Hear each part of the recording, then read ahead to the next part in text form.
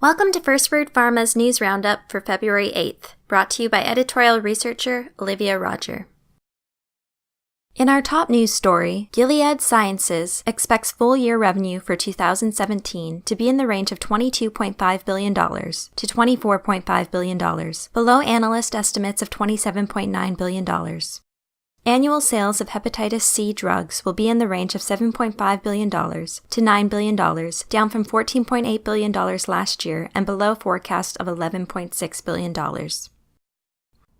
Also in the news, Sanofi's fourth quarter net income more than doubled versus the prior year to €790 million. Sales increased 3.3% to €8.9 billion, meeting analyst estimates, with revenue from pharmaceuticals up 3.4% on a constant currency basis to €7.5 billion. In other news, 2 phase 3 studies of Lundbeck's experimental drug idalopirdine in patients with Alzheimer's disease failed to demonstrate efficacy of the 5-HT6 antagonist. Combined with data from a further failed late-stage study, the company noted that the results do not suffice to support a regulatory submission.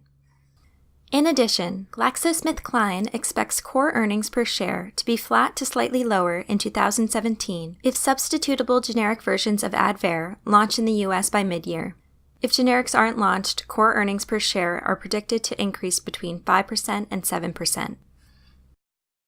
And finally, Allergan's fourth quarter sales climbed 7.1% to $3.9 billion, topping analyst estimates of $3.8 billion.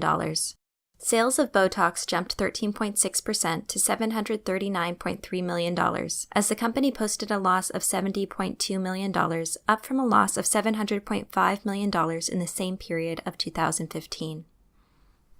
To read these and other stories in full, please visit FirstWordPharma.com. Are you able to keep up with all the news and views in the biosimilars market? FirstWord's Biosimilar Index is the only dedicated biosimilar and non-comparable biologics intelligence tool available. Get ahead of your competition and learn more today.